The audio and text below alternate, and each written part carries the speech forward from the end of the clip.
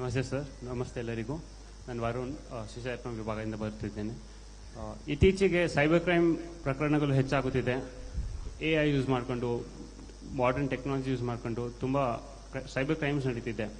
So ಇದಕ್ಕೆ police department ಏನು prevent ಮಾಡೋಕ್ಕೆ ಏನು ಮಾಡುತ್ತಿದ್ದಾರೆ, ಮತ್ತು ನಾವು ಸಾರ್ವಜನಿಕರಾಗಿ ಏನು ವಾಲಂಟಿಯರ್ ಮಾಡ್ಬೋದು to prevent such activities. Thank you. ನೀವೇನಾದರೂ ಒಳಗಾಗಿದ್ದೀರಾ ಸೈಬರ್ ಕ್ರೈಮ್ಗೆ? ಏನಾದರೂ ದುಡ್ಡು ಗಿಟ್ಟು ಕಳ್ಕೊಂಡಿದ್ದೀರಾ? ಎಷ್ಟೋಯ್ತು? 60-70,000. 69,000? 62,000 ಆ ಥರ ಏನು. 62,000. ಮತ್ತು ನೀವು ಹೇಳಬೇಕು ಏನು ಮಾಡಬೇಕು ಇದು ಮಾಡೋಕ್ಕೆ ಅಂತೇಳಿ. Yes sir. I mean you are already a victim of cyber fraud, so you will be knowing how you got fooled or how you got defrauded. So you should tell the people what they should not do, what you did. Okay. Unknown ನಂಬರಿಂದ message ಬಂದರೆ ಅಥವಾ phone ಬಂದರೆ first ನಾವು ಕೇಳಬೇಕು ಯಾರು ಅಂತ, ಅವ್ರು ಹೆಂಗೆ ನಮ್ಮ ನಂಬರ್ ಸಿಕ್ತು ಅಂತ. ಏನಾಯ್ತು, ಯಾವ ರೀತಿ ಕಳ್ಕೊಂಡ್ರಿ ಅದನ್ನ ಹೇಳಿ, ಅವಾಗಲೇ ಗೊತ್ತಾಗ್ತದೆ ಅವ್ರಿಗೆ. ಸೊ ಗೂಗಲ್ ಪ್ಲೇಸಸ್ಗೆಲ್ಲ ರಿವ್ಯೂ ಕೊಟ್ಟರೆ, so you will get incentive ತರ. Then you will have to trade in crypto currencies. ಏನು ಇನ್ವೆಸ್ಟ್ಮೆಂಟ್ ಫ್ರಾಡ್? ಯಾವ್ದ್ರಲ್ಲಿ ಇನ್ವೆಸ್ಟ್ಮೆಂಟ್ ಫ್ರಾಡ್? ವಾಟ್ಸ್ಆಪ್ ಅಲ್ಲಿ ಲಿಂಕ್ ಕಳಿಸಿದ್ರಾ? ಹಾ ಸರ್. ಲಿಂಕ್ ಡೌನ್ಲೋಡ್ ಮಾಡಿದ್ರೆ? ಡೌನ್ಲೋಡ್ ಮಾಡಿಲ್ಲ ಸರ್. ಲೈಕ್ ಟೆಲಿಗ್ರಾಮ್ ಚಾನಲ್ ಅಲ್ಲಿ they will give us calls on certain Coin26 platform ತರ. So ಅಲ್ಲಿ you have to invest. First 2 times return ಕೊಡ್ತಾರೆ, then 3rd time they will stop giving. Then ಆ ತರ. ಯಾಕೆ ಗೊತ್ತಾಯ್ತು ನಿಮಗೆ ಅದು ಫ್ರಾಡ್ ಅಂತ ಹೇಳಿ? ಅವ್ರ ಜೊತೆ ಫೋನಲ್ಲಿ ಮಾತಾಡಿದಾಗ ದ ವೇ ದೇ ಸ್ಪೋಕ್ ಅರ್ಥ ಆಯ್ತು ದಟ್ ಐ ಬೀನ್ ಸ್ಕ್ಯಾಮ್. ದೆನ್ ಸ್ಟೇಷನ್ಗೆ ಹೋಗ್ಬಿಟ್ಟು ಕಂಪ್ಲೇಂಟ್ ಕೊಟ್ಟೆ. ಸ್ಟೇಷನ್ ಅಲ್ಲಿ ಕಂಪ್ಲೇಂಟ್ ಕೊಟ್ರ? 1930 ಫೋನ್ ಮಾಡಿದ್ರಾ? ಫಸ್ಟ್ ಸ್ಟೇಷನ್ಗೆ ಹೋಗಿದೆ. 1930 ಬಗ್ಗೆ ಗೊತ್ತಿದ್ದಿಲ್ಲ. ನಂತರ 1930 ಫೋನ್ ಮಾಡಿ ಸೈಬರ್ ಕ್ರೈಮ್ ಪೊಲೀಸ್ ಸ್ಟೇಷನ್ಗೂ ಕಂಪ್ಲೇಂಟ್ ಕೊಟ್ಟಿದ್ದೀನಿ. FIR ಆಗಿದೆಯಾ? ಆಗಿದೆ. ಬಟ್ ಏನಾದ್ರು ಅಕೌಂಟ್ ದುಡ್ಡಿತ್ತಾ? ಇಲ್ಲ ಸರ್, ಸೆಕೆಂಡ್ ಥರ್ಡ್ ಲೇಯರ್ ಅಲ್ಲಿ ಇಲ್ಲ. ಸೊ ರಿಕವರ್ ಆಗಿಲ್ಲ ಸರ್. ಹಾಗಾಗಿ ಸ್ವಲ್ಪ ಟ್ರೇಸ್ ಮಾಡಿ. ಮತ್ತೆ ಯಾರು ಇಲ್ಲಿ ಸೈಬರ್ ಕ್ರೈಮ್ಗೆ ಒಳಗಾಗಿರೋರು ಮತ್ತೆ ಯಾರಾದ್ರೂ ಇದ್ದಾರಾ? ಕೈ ಎತ್ತಿ. ಒಬ್ರು, ಇಬ್ರು, ಮೂರು ಜನ ಕೈ ಎತ್ತಿದ್ರು ಎದುರ್ಕೊಂಡು. ಕಂಪ್ಲೇಂಟ್ ಕೊಟ್ಟಿದ್ದೀರಾ? ಓಕೆ.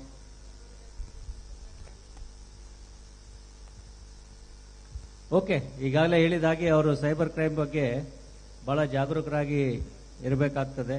ಅದರಲ್ಲೂ ಮುಖ್ಯವಾಗಿ ಈ ರೀತಿ ಆನ್ಲೈನ್ ಮುಖಾಂತರ ವಾಟ್ಸ್ಆ್ಯಪ್ ಇರ್ಬೋದು, ಟೆಲಿಗ್ರಾಮ್ ಇರ್ಬೋದು, ಅಥವಾ ಫೇಸ್ಬುಕ್, ಇನ್ಸ್ಟಾ ಇವುಗಳ ಮೂಲಕ ಯಾರಾದರೂ ನಿಮ್ಮನ್ನು ಸಂಪರ್ಕಿಸ್ಲಿಕ್ಕೆ ಹೋದರೆ, ಅಥವಾ ಈವನ್ ನಾರ್ಮಲ್ ಫೋನ್ ಕಾಲ್ನಲ್ಲೇ ಮಾತಾಡಿ ಇದನ್ನು ಮಾಡಿ ನಿಮಗೆ ಒಂದು ಆಸೆಯನ್ನು ಹುಟ್ಟಿಸ್ತಕ್ಕಂಥದ್ದು, ಲಾಲಸೆಯನ್ನು ಹುಟ್ಟಿಸ್ತಕ್ಕಂಥದ್ದು. ಈಗ ಅವ್ರಿಗೆ ಹಾಗೆ ನೀವು ಇಂಥ ಸ್ಟಾಕ್ನಲ್ಲಿ ಇನ್ವೆಸ್ಟ್ ಮಾಡಿದ್ರೆ ನಿಮ್ಮ ದುಡ್ಡು ಜಾಸ್ತಿ ಆಗ್ತದೆ ಅಂತೇಳಿ ಆಮೇಲೆ ಸ್ಟಾರ್ಟಿಂಗಲ್ಲಿ ಕೊಡ್ತಾರೆ ನಿಮಗೆ ದುಡ್ಡು.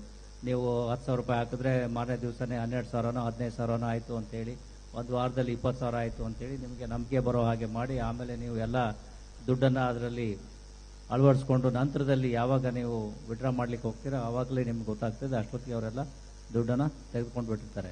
ಮತ್ತು ಇನ್ನೊಂದು ಈಗ ಬಹಳ ಪ್ರಚಲಿತ ಆಗಿರ್ತಕ್ಕಂಥದ್ದು ಈ ಡಿಜಿಟಲ್ ಅರೆಸ್ಟ್ ಅಂತ ಹೇಳಿ. ಏನೋ ನಿಮ್ಮ ಯಾವುದೋ ಒಂದು ಆಧಾರ್ ಕಾರ್ಡ್ ನಂಬರು ಅಥವಾ ಇನ್ನೊಂದೇನೋ ಇದರಲ್ಲಿ ಯಾವುದಕ್ಕೋ ಲಿಂಕ್ ಆಗಿತ್ತು, ನೀವು ಅದರಲ್ಲಿ ಮನಿ ಲಾಂಡ್ರಿಂಗ್ ಆಗಿದೆ ಅಥವಾ ಡ್ರಗ್ಸ್ ಇದಾಗಿದೆ, ನಿಮ್ಮ ಹೆಸರಿನಲ್ಲಿ ಏರ್ಪೋರ್ಟ್ನಲ್ಲಿ ಕನ್ಸೈನ್ಮೆಂಟ್ ಸಿಗಾಕೊಂಡಿದೆ, ಹಾಗೆ ಹೀಗೆ ಅಂತ ಹೇಳಿ ನಿಮ್ಮನ್ನು ಮುಂಬೈ ಪೊಲೀಸರು, ಡೆಲ್ಲಿ ಪೊಲೀಸರು, CBI, FBI ಅಂತ ಹೇಳಿ ನಿಮ್ಮನ್ನು ಡಿಜಿಟಲ್ ಅರೆಸ್ಟು, ನೀವೆಲ್ಲೂ ಹೋಗೋ ಹಾಗಿಲ್ಲ, ಯಾರಿಗೂ ಮಾತಾಡೋ ಹಾಗಿಲ್ಲ, ಬರೀ ನಮ್ಮ ಜೊತೆ ಸ್ಕೈಪ್ ಕಾಲ್ನಲ್ಲೇ ಇರಬೇಕು ಅಂತೆಲ್ಲ ಹೇಳಿ ಎದುರಿಸಿ ಇಂಟಿಮಿಡೇಟ್ ಮಾಡಿ ನಿಮ್ಮಿಂದ ಹಣವನ್ನು ಕೀಳ್ತಕ್ಕಂಥದ್ದು ಕೂಡ ನಡೆದಿದೆ. ಸಾಕಷ್ಟು ಜನ ಈ ಒಂದು ಫ್ರಾಡ್ನಲ್ಲಿ ಸಾಕಷ್ಟು ಹಣವನ್ನು ಕಳೆದುಕೊಂಡಿದ್ದಾರೆ. ಅದಕ್ಕೋಸ್ಕರವೇ ನಾವು ಹೇಳ್ತಕ್ಕಂಥದ್ದು ಆ ರೀತಿ ಡಿಜಿಟಲ್ ಅರೆಸ್ಟ್ ಅಂತೇಳಿ ಯಾವುದೇ ಕಾನೂನಿನ ಇದರಲ್ಲಿ ಪುಸ್ತಕಗಳಲ್ಲಿ ಭಾರತ ದೇಶದಲ್ಲಿ ಇಲ್ಲ. ಪೊಲೀಸರು, ರೆಗ್ಯುಲರ್ ಪೊಲೀಸರು ಏನಿದ್ದಾರೆ ಯಾರು ಕೂಡ ಈ ರೀತಿ ನಿಮಗೆ ಮೊಬೈಲ್ ಮೂಲಕ, ಸ್ಕೈಪ್ ಕಾಲ್ ಮೂಲಕ ಅಥವಾ ವಾಟ್ಸಪ್ ಕಾಲ್ ಮೂಲಕ ಫೋನ್ ಮಾಡಿ ನಿಮ್ಮನ್ನು ಇಂಟ್ರಾಗೇಟ್ ಮಾಡೋದಾಗಲಿ, ಇನ್ವೆಸ್ಟಿಗೇಟ್ ಮಾಡೋದಾಗಲಿ ಅಥವಾ ಅರೆಸ್ಟ್ ಮಾಡೋದಾಗಲಿ ಆ ರೀತಿ ಮಾಡಲಿಕ್ಕೆ ಕಾನೂನಿನಲ್ಲಿ ಯಾವುದೇ ರೀತಿಯಾದಂತಹ ಅವಕಾಶ ಇಲ್ಲ. ಜೊತೆಗೆ ನಾವು ಮಾಡಬೇಕಾಯ್ತು ಅಂತ ಹೇಳಿದ್ರೆ ನೋಟಿಸ್ ಕೊಡ್ತೇವೆ, ಇಲ್ಲಾಂದರೆ ಪೊಲೀಸರು ಯೂನಿಫಾರ್ಮಲ್ಲಿ ಹೋಗ್ತಾರೆ ಅಥವಾ ಮುಕ್ತಿನಲ್ಲಿ ಹೋಗಿ ಐಡೆಂಟಿಟಿ ಕಾರ್ಡನ್ನು ತೋರಿಸಿ ನಿಮಗೆ ನೋಟಿಸನ್ನು ಕೊಟ್ಟು ಅಥವಾ ನಿಮಗೆ ಬಂಧನ ಮಾಡ್ತಕ್ಕಂಥ ಪ್ರಕ್ರಿಯೆ ಅಥವಾ ಸನ್ನಿವೇಶ ಇದ್ದಲ್ಲಿ ನಿಮ್ಮನ್ನು ಬಂಧಿಸಲಾಗ್ತದೆ ಫಿಸಿಕಲ್ ಆಗಿ. ನಂತರ ನಾವು ಬಂಧಿಸಿದ 24 ಗಂಟೆಗಳ ಒಳಗಾಗಿ, 24 ಗಂಟೆಗಳ ಒಳಗಾಗಿ ಆ ಬಂಧಿತ ವ್ಯಕ್ತಿಯನ್ನು ನಾವು ನ್ಯಾಯಾಲಯದ ಮುಂದೆ ಹಾಜರುಪಡಿಸಬೇಕಾಗ್ತದೆ. ಇಲ್ಲದೆ ಹೋದರೆ ಅದು ಅನಧಿಕೃತ ಅಕ್ರಮ ಬಂಧನ ಆಗ್ತದೆ. ಅದಕ್ಕೋಸ್ಕರ 24 ಗಂಟೆಗಳ ಕಾಲ ಒಳಗಡೆನೆ ನಾವು ಅವರನ್ನು ನ್ಯಾಯಾಲಯಕ್ಕೆ ಹಾಜರುಪಡಿಸಿ ಅಲ್ಲಿ ನಮಗೆ ತನಿಖೆಗೆ ಬೇಕಾದರೆ ಅವರ ಪೊಲೀಸ್ ಕಸ್ಟಡಿಯನ್ನು ತಗೊಂಡು ನಂತರದಲ್ಲಿ ಅವರ ಬ್ಯಾಂಕ್ ಪಾಸ್ಬುಕ್ಕನ್ನು ಅಥವಾ ಅಕೌಂಟ್ ಬುಕ್ ಏನೇ ಬೇಕಾದರೂ ಕೂಡ ನಾವು ಫಿಸಿಕಲ್ ಕಸ್ಟಡಿನಲ್ಲಿ ಅಥವಾ ಫಿಸಿಕಲ್ ಇಂಟ್ರೋಗೇಷನ್ ಅಂತ ನಾವೇನು ಹೇಳ್ತೇವೆ ಆ ಸಂದರ್ಭದಲ್ಲಿ ನಾವು ಅವರಿಗೆ ಕೇಳಿ ಆ ತನಿಖೆಗೆ ಬೇಕಾಗಿರ್ತಕ್ಕಂತಹ ಸಾಕ್ಷ್ಯ ಆಧಾರಗಳನ್ನು ಸಂಗ್ರಹಿಸಲಿಕ್ಕೆ ಪ್ರಯತ್ನಗಳನ್ನು ಮಾಡ್ತೇವೆ.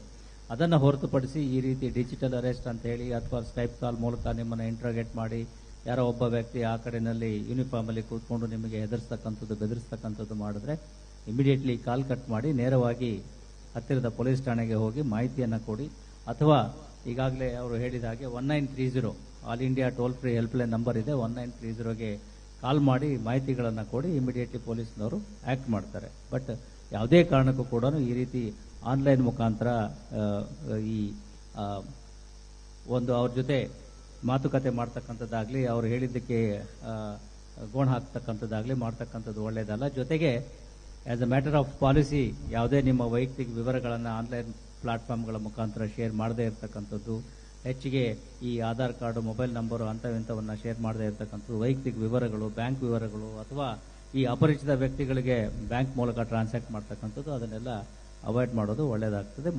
ಬಹುಮುಖಿಯಾಗಿರ್ತಕ್ಕಂಥದ್ದು ಯಾವುದೇ ಈ ರೀತಿಯ ದುರಾಸೆಗೆ, ಆಸೆಗೆ, ಲಾಲಸೆಗೆ ಒಳಗಾಗಬೇಡಿ. ಅದರ ಜೊತೆಗೆ ಈ ರೀತಿ ಬೆದರಿಕೆಗಳಿಗೂ ಕೂಡ ಸೊಪ್ಪು ಹಾಕಲಿಕ್ಕೆ ಹೋಗಬೇಡಿ.